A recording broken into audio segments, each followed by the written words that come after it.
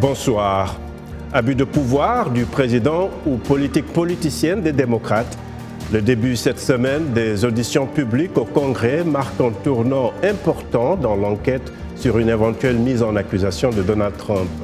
Cette procédure visant un président n'avait pas été tenue depuis plus de 20 ans et elle risque de diviser davantage le pays à un an de la présidentielle. Les républicains continuent de se rallier autour du président que les démocrates accusent d'avoir cherché à pousser les autorités ukrainiennes à enquêter sur l'ancien vice-président Joe Biden et son fils. Une accusation qu'ils nient catégoriquement. Après 6 semaines de témoignages à huis clos, les Américains suivent depuis mercredi à la télé les auditions de témoins. Quelle stratégie pour convaincre ? Quel sera l'impact de cette procédure sur le rapport de force politique à un an de la présidentielle ? Autant de questions que nous allons aborder avec nos invités.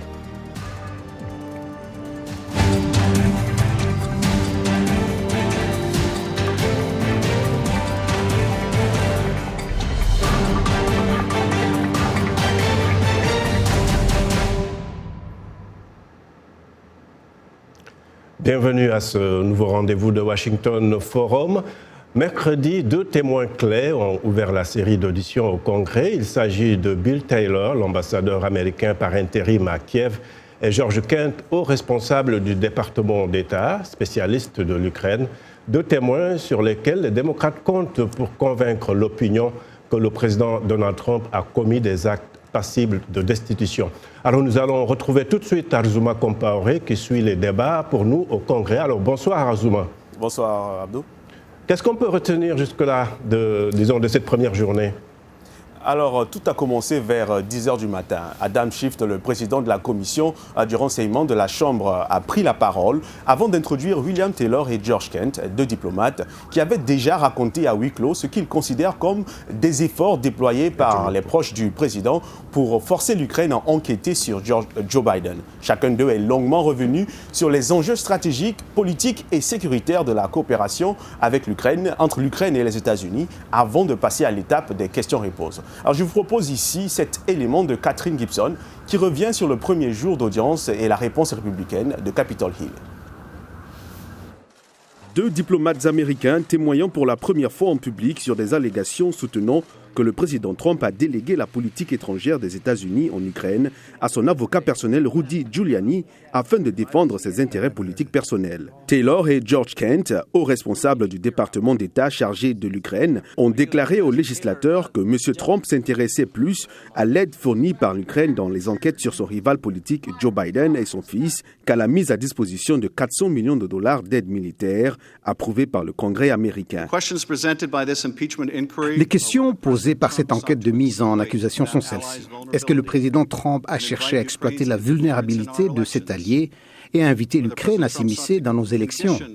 Est-ce que le président Trump a décidé des actions officielles concernant une rencontre avec Zelensky à la Maison-Blanche ou l'assistance militaire américaine sur la base d'une aide de l'Ukraine dans des enquêtes politiques qui aideraient sa campagne de réélection? Et si le président Trump l'a fait, un tel abus de pouvoir est-il compatible avec sa fonction? Le président a minimisé l'importance de ces allégations. Rien à signaler. Trump faisait allusion au conseiller juridique démocrate qui a interrogé certains des témoins.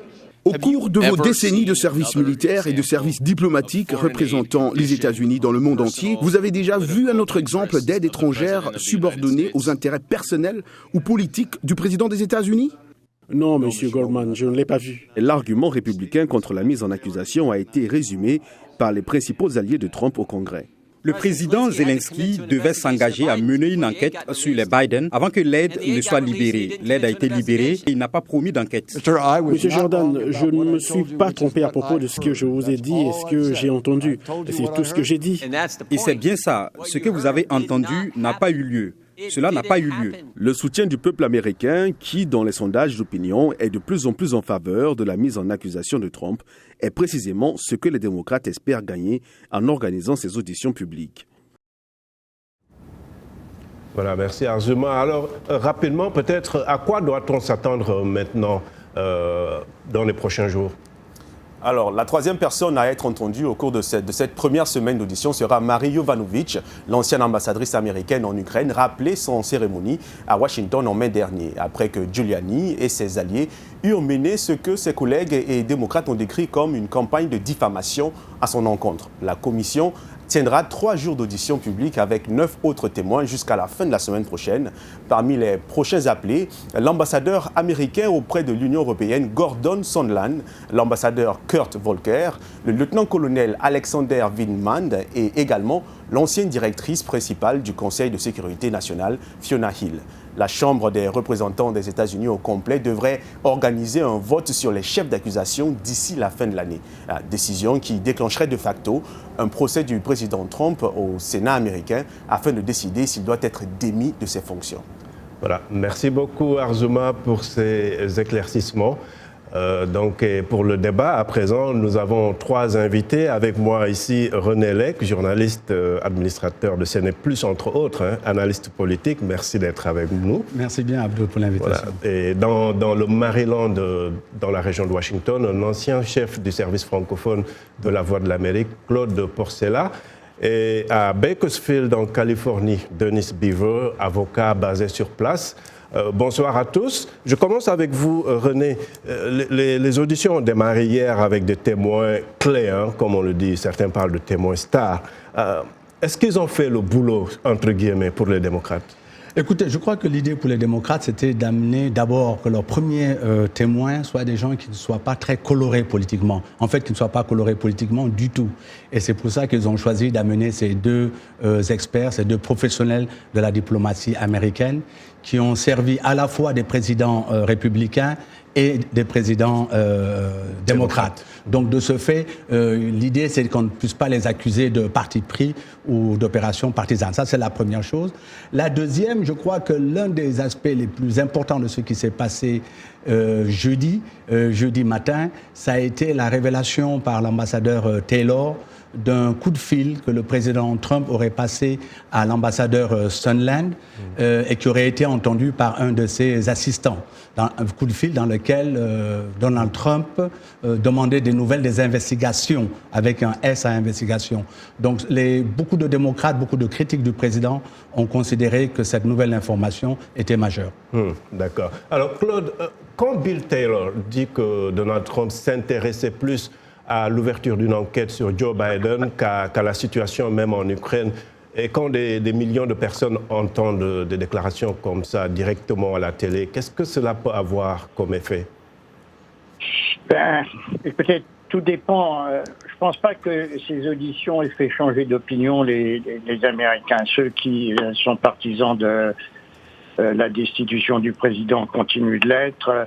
Et ceux qui s'y opposent, je pense, n'ont pas encore été convaincus que véritablement il y a eu abus de pouvoir et que cela pourrait justifier la destitution du président.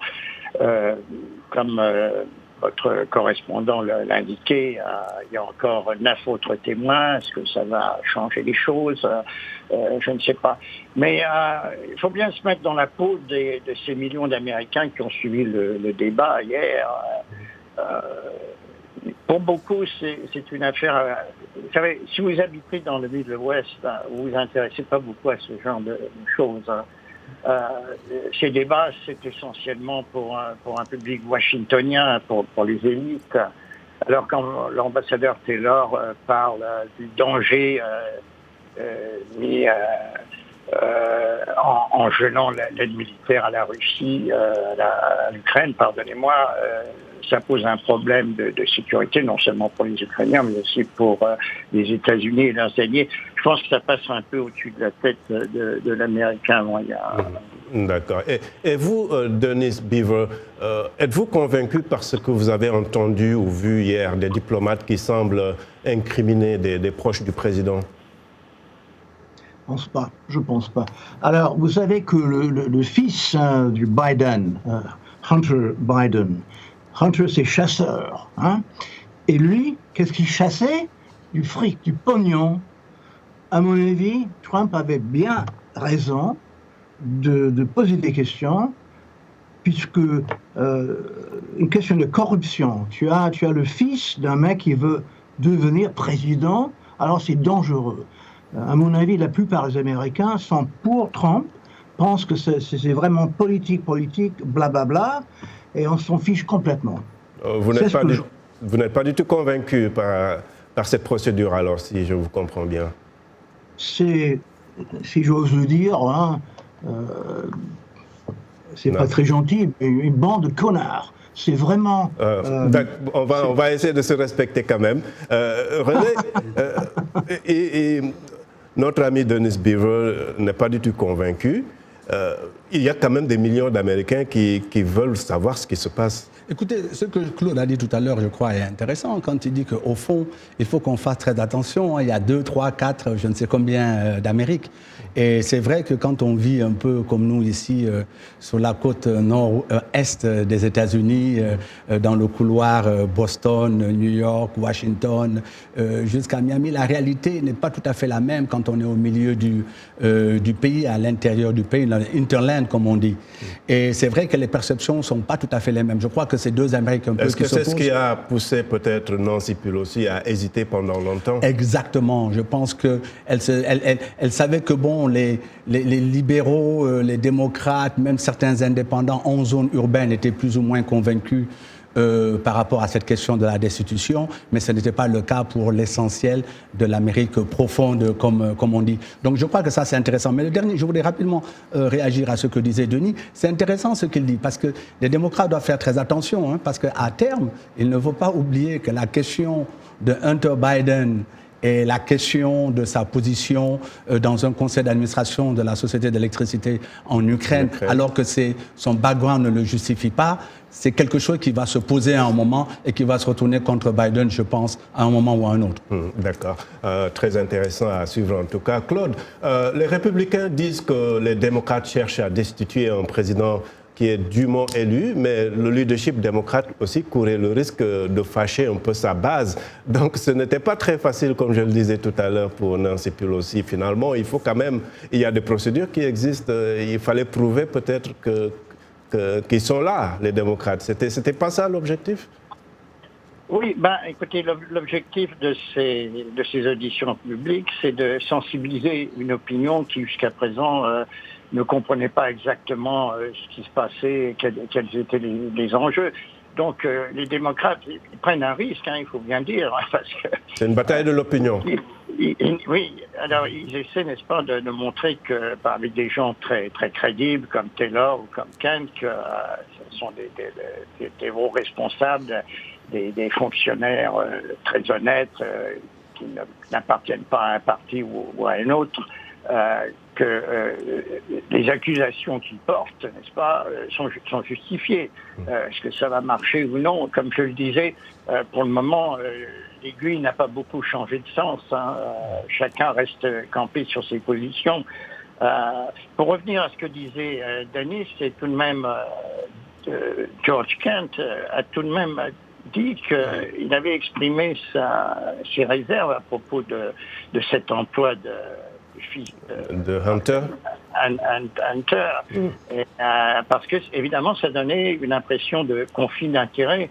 Et beaucoup pensent que c'est vrai, là, c'est franchement un manque de jugement de la part du fils du vice-président d'avoir accepté un job pour lequel il n'était pas particulièrement qualifié et qui lui rapportait tout de même $50 000 par mois. Donc, ça c'est évidemment un point un peu faible dans la conversation, dans la discussion. D'accord. Alors Denis, la Maison-Blanche a empêché quand même plusieurs collaborateurs et ex-collaborateurs du président de témoigner. Pourquoi ne pas simplement laisser tout le monde venir dire publiquement ce qu'ils savent de cette fameuse conversation téléphonique entre le président et Zelensky, par souci de transparence? C'est une question de privilège du président. Il a le droit disons, d'empêcher les gens de raconter ce qui se passe dans le White House, dans la Maison Blanche, je crois. D'accord. Donc vous pensez qu'il utilise un peu son privilège, privilège présidentiel, comme on dit? Exactement. René Lec, oui, en fait... je vois que vous vouliez réagir par rapport à ça. Oui, je veux réagir par rapport à ce point parce que c'est intéressant, parce que l'un des principaux arguments aujourd'hui des Républicains dans leur défense de Trump, c'est de dire, écoutez, toutes ces informations, tout ce qui a été dit pendant les sessions à huis clos comme celle publique, ce sont des informations de seconde main. En fait, c'est un tel qui a entendu dire d'un tel, qui a dit à un tel, etc. Il y a même eu pas mal d'humour autour de cela. Donc, c'est un argument essentiel. Mais l'une des réponses des démocrates, c'est de dire, mais écoutez, les personnes qui ont l'information directe venant de Trump, Trump nous empêche de pouvoir leur parler, avec justement en utilisant cette clause-là de privilège exclusif du président de la République. L'exécutif. Voilà. D'accord. Et Claude, rapidement, peut-être avant de passer aux réactions de nos téléspectateurs, l'opinion publique est divisée, hein, comme on le disait tantôt. Qu'est-ce qui peut faire basculer, disons, les choses d'un côté ou d'un autre? Écoutez, ça peut encore évaluer. Évidemment, ces auditions publiques sont un peu réminiscentes des auditions du Watergate. Et quand ces auditions en 1974 ont commencé, il n'y avait que 24% à peu près des Américains qui pensaient que Nixon devrait être effectivement destitué. Et puis, au fil des semaines, ça avait duré tout de même pas mal de temps, je crois plusieurs mois, hein, les auditions, la mise en accusation, toute la procédure. Tout d'un coup, ça avait sérieusement basculé. Vous avez tout d'un coup 64% des Américains qui pensaient que finalement, oui, Nixon méritait d'être destitué. Donc, qui sait? Nous avons encore 9 témoins. C'est encore pas mal de choses. D'accord. Mais très honnêtement, je n'ai pas l'impression, même si certains républicains décident finalement que ce qu'a fait Trump n'était pas correct, n'était pas parfait, change d'avis et dit oui, ça mérite tout de même une mise en accusation et un procès. Ça sera tout de même un pourcentage infime. Vous ne croyez pas trop, hein? La grosse différence, vous, Abdou, entre 1974 et 2019... On pourrait, Claude, si vous permettez, on pourrait éventuellement revenir sur la comparaison avec Nixon. Je vous propose des réactions de quelques-uns de nos auditeurs sur la page Facebook de VOA Afrique. Ousmane le Catalan à Yamoussoukro écrit « Le président Trump pense qu'on gère les États-Unis comme une entreprise. Les démocrates ont raison de chercher à le destituer. » Batuno Élysée à N'Djamena au Tchad pense que les démocrates cherchent plutôt à gagner les élections à venir et ils sont prêts à tout pour éliminer l'actuel président de la course car c'est un adversaire de taille. Et puis Jonathan à Kinshasa dit que les États-Unis plaident souvent pour le dialogue en Afrique. Leur solution chez eux serait aussi de dialoguer car aucun camp ne gagnera dans cette bataille politique. Voilà donc quelques-unes des nombreuses réactions de nos téléspectateurs sur Facebook. Merci de rester fidèle à Washington Forum qui revient dans quelques instants.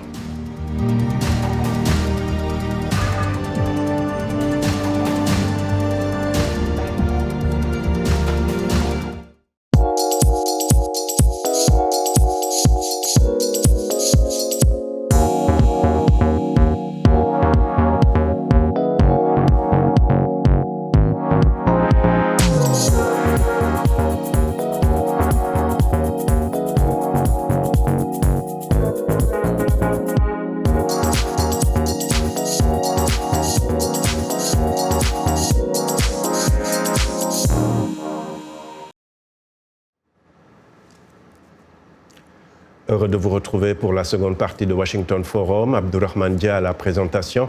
Je rappelle nos invités. Avec moi ici, René Lec, journaliste, administrateur de CNE+, analyste politique. Dans le Maryland, Claude Porcella, ancien chef du service francophone de La Voix de l'Amérique. Et à Bakersfield, en Californie, Denis Beaver, avocat, basé sur place. La bataille entre démocrates et républicains autour d'une éventuelle mise en accusation du président est suivie de près en Afrique. On va à Lomé suivre quelques réactions de Togolais recueillies par notre correspondante sur place, Kay Lawson. Pour moi, elle est tout à fait normale parce que Trump déjà, avec son arrogance dans ses manières de faire, et voilà qu'il expose un abus de pouvoir, c'est tout à fait normal de déclencher cette procédure de destitution. Et là aussi, on voit que c'est un président qui n'était pas vraiment accueilli par, disons, la majorité de la population du monde qui ne s'attendait pas à voir Trump comme président. C'est tout à fait normal, cette procédure. Je crois que c'est une bonne idée d'entamer cette procédure de destitution. J'ai suivi toutes les décisions que Trump et son gouvernement ont fait depuis qu'il a pris pouvoir en 2016, je crois. Et je crois qu'il y a plusieurs décisions qui nuisent non seulement aux États-Unis, mais aussi au monde entier. Et non seulement ça, mais tout le racisme, et sexisme et misogynie. Une personne comme ça ne devrait pas être à la tête de la première puissance au monde. Le Parti démocrate a trouvé une opportunité d'encore décrédibiliser ce président. Je pense qu'ils essaient de juger le président alors que nous n'avons pas de claire évidence qu'il a vraiment commis ces actes. Je pense qu'ils ont en tête les élections de 2020 qui se rapprochent et ils ont peut-être peur que M. Donald Trump soit encore élu. Donc ils essaient de le discréditer devant la population américaine et devant son électorat. Je crois que si cette stratégie a été mise en place pour que le président soit enlevé, c'est parce qu'ils ont fait des remarques et ils ont constaté que voilà, ils ont eu des problèmes diplomatiques. Il est élu par la population aussi, il ne faut pas oublier ça. Et si les démocrates agissent autrement pour lui destituer, pour l'enlever dans sa poste, il risque aussi que le gars revienne dans son deuxième mandat pour continuer, parce qu'il va profiter de là et de cela pour être élu par la population encore pour le deuxième mandat. Donc des débats très suivis sur le continent. Alors on revient un peu sur la question ici, René. Le Congrès qui a le pouvoir d'enquêter sur les actions du président, voire même le destituer, ce pouvoir de contrôle finalement, il est très limité quand on voit la polarisation, disons, au Capitole et même dans le pays. C'est difficile d'avoir une majorité. Oui, en tout cas, en ce moment-ci, c'est d'autant plus difficile que les démocrates contrôlent la Chambre des députés et les républicains, où devra se passer le procès de destitution s'il y en avait un, et le Sénat donc est contrôlé par les républicains. Donc c'est sûr que là on est dans une situation de déséquilibre, d'équilibre on peut dire d'un côté, mais également de déséquilibre en termes des options des démocrates. Rapidement, on a vu des réactions en Afrique. Est-ce qu'il y a moyen de faire un parallélisme, par exemple, sur ce qui se passe sur le continent, ce pouvoir quand même de contrôle du président, c'est assez intéressant. Oui, moi je crois que c'est intéressant parce que ce qui est assez amusant, c'est que depuis l'élection de Trump, souvent beaucoup d'Africains disent « Ah, vous voyez que la tendance à l'autocratie dans les régimes politiques… » Il est très populaire aussi. Il est très populaire, mais justement, l'un des arguments, c'est de dire la tendance à l'autocratie dans tous les pays du monde, ça existe, y compris aux États-Unis. Ce qui est peut-être vrai, mais ce qui est important, c'est qu'aux États-Unis, on a beau dire les institutions marchent. La preuve, c'est qu'on se trouve dans une situation où le Congrès et met en difficulté en tout cas le président de la République. Est-ce qu'ils y arriveront? Je n'en sais rien, c'est difficile de prédire pour l'instant, mais en tout cas le système fonctionne, les institutions marchent. D'accord. Et Claude, vous parliez tantôt du président Nixon, mais à l'époque il y avait une sorte de consensus. Ici, chaque parti campe sur ses positions. Quelles sont les chances de voir un peu les lignes bouger, si on peut le dire ainsi? Oui, tout à fait. Comme je le disais, en 1974, et quand on compare avec 2019, à cette époque, on pouvait encore avoir un dialogue et on voyait fréquemment les républicains et les démocrates négocier ensemble. Maintenant, c'est plus possible et malheureusement, ça ne se limite pas aux politiques, mais ça se ressent également au niveau de la nation, de l'Américain moyen. Chacun a des idées bien déterminées et personne n'accepte de dialoguer ou d'essayer de comprendre l'autre partie. René faisait allusion à un procès éventuel. Je crois que les républicains sont maintenant complètement convaincus qu'il y aura effectivement un procès, que la Chambre va voter les articles de destitution, que feront les républicains. Les démocrates disent s'ils ont une conscience, ils condamneront le président, mais pour le moment, rien n'indique que les républicains sont décidés à changer de position. Ils sont vent debout derrière leur président et il est très probable que Trump ne sera pas destitué. D'accord. Et vous, Dennis Beaver, vous pensez que cette procédure d'impeachment aura des conséquences sur les élections à venir? Je ne pense pas. Je crois que Trump a une bonne possibilité de gagner l'élection. Alors, vous savez, depuis son élection, les démocrates voulaient le foutre à la porte. Depuis the first day, comme on dit, depuis son élection. Et ça continue. D'abord, ça a été la Russie, corruption, complot, tout ça. Qu'est-ce qu'il explique selon vous? Parce qu'il y a eu d'autres présidents républicains avant. Qu'est-ce qui explique selon vous le fait, comme vous le dites, que les démocrates veulent coûte que coûte le destituer? Je n'ai pas compris la question. Pourquoi, selon vous, les démocrates cherchent coûte que coûte à le faire partir, comme vous le dites? Puisqu'il n'est pas comme les autres. C'est un homme d'affaires, d'abord. Trump, c'est un homme d'affaires, c'est quelqu'un qui fait. Il fait des choses. Il accomplit des choses. Et c'est pas comme ça que Washington marche. Donc, lui a été un vrai outsider, comme on dit, quelqu'un qui venait de loin. C'était pas leur copain. Il a vraiment voulu changer les choses, qu'il a fait. Et donc, à mon avis, c'est une preuve plus ou moins un complot contre lui depuis son élection. C'est ce que beaucoup d'Américains voient, c'est ce que beaucoup d'Américains pensent. C'est une guerre contre Trump. D'accord, merci beaucoup. Alors, René, qui pourrait finalement tirer profit de tout cela? Bon, d'abord, si on veut rester un peu philosophique, je dirais l'Amérique, parce que les institutions fonctionnent et marchent. Mais au-delà de ça, au plan politique, sur le plan purement politique, sur le plan purement politique, tout va dépendre de ce qui se passe au Sénat. Si la destitution n'est pas prononcée, ce qui est peu probable, comme on l'a si bien dit dans cette émission, je crois que les démocrates pourraient être en difficulté. Je pense que l'opinion publique pourrait éventuellement se retourner un peu contre eux, comme ça s'est passé à l'époque avec Clinton.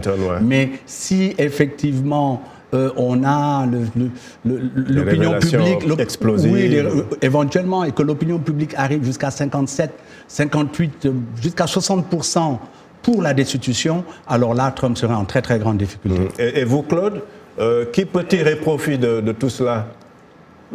C'est très difficile à dire. Denis parlait de la réélection de Donald Trump.